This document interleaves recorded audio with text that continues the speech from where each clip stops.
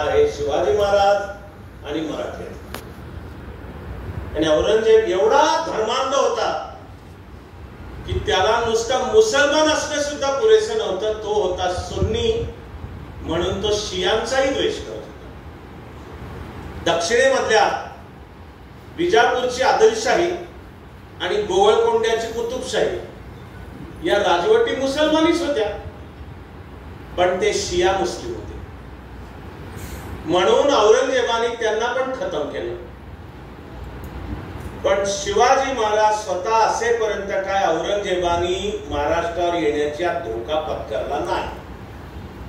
औरंगजेबाला त्याच्या मामाचं काय झालं नीट लक्षात असणार आहे, आणि न जाणो आपणच जाऊन बसून यांनी घातला आपल्या तंबूर छापा. तर काय एका फटक्यात मुघल साम्राज्य कोसळले. पण तुमच्या माझ्या दुर्दैवाने महाराजांनी देह ठेवला. 1680 आहे, इंग्लिश एप्रिल महिना येतो 3 तारीख, 3 एप्रिल 1680. आणि मग औरंगजेब आता त्याला संपूर्ण भारतामध्ये एकच शत्रू शिल्लक राहिला होता, ते म्हणजे आपण. हा शब्द वापरतो मी, आपण. या भारतीय संस्कृती, ती वेद उपनिषदांपासून चालत आलेली, ती रामायण महाभारतामधली, ते जिजाऊंच्या संस्कारांमध्ये घडलेले शिवाजी महाराज उभे राहिले ऐतिहासिक लढा द्यायला. ते शिवाजी महाराज आता नाहीत म्हणून औरंगजेब सर्व सैन्यानिशी आला. 27 वर्ष इथे लढला आणि खचून मेला, निराश होऊन मेला, म्हातारा होऊन मेला. 27 वर्ष इथं राहिल्यामुळे औरंगजेबाला मराठी सुद्धा येत होतं. औरंगजेब म्हणजे अबू आझमी नाही. राहायचं महाराष्ट्रातच, पण मराठी भाषेशी शत्रुत्व करायचं आणि निश्चयाने म्हणायचं नाही बोलणार. औरंगजेबाला मराठी येत होतं. मुघलांच्या बखरींमध्ये निराश झालेल्या औरंगजेबाचं एक मूळ वाक्य नोंदवलेलं आहे. ते त्या काळातल्या मराठी शैलीतलं औरंगजेबाचं वाक्य आहे, खुदानेच मराठ्यास राज्य दिले, दिले ललाह, खुदानेच मराठ्यास राज्य दिले. तुला केव्हा कळलं म्हणा? कारण ते आहे ते आमचं, तुझं नाही आहे. तू घुसखोर आहेस, आक्रमक आहेस, अत्याचारी आहेस, धर्मांध आहेस तू, आणि तुला खतम करणं आमचं कामच आहे. भारताचा सुद्धा जो इतिहास नीट लिहिला जाणं आवश्यक आहे, त्यामध्ये सांगणं आवश्यक आहे की इंग्रजांनी भारत मुघलांकडनं जिंकलेला नाही. इंग्रजांनी भारत मराठ्यांकडनं जिंकला.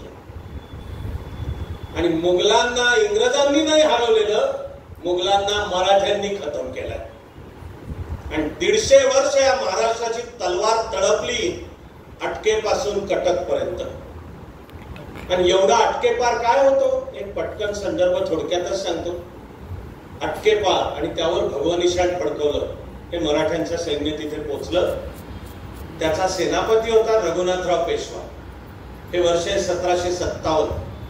त्यावेळी रघुनाथराव पेशव्यांनी त्याचा भाऊ की जो मराठ्यांच्या राज्याचा पंतप्रधान आहे, पेशवा नानासाहेब, त्याला एक पाठवलेलं पत्र आहे.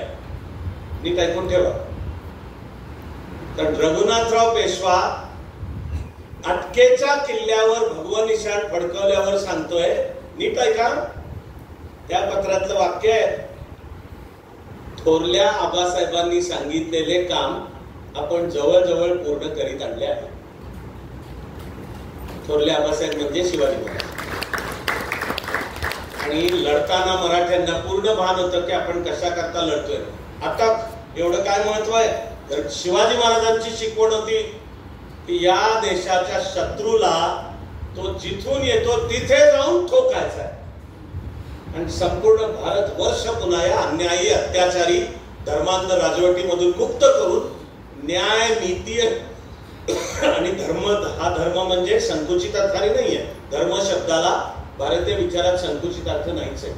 धर्म म्हणजे कायदा, धर्म म्हणजे नीती, धर्म म्हणजे कर्तव्य, धर्म म्हणजे माझ्यातले गुण.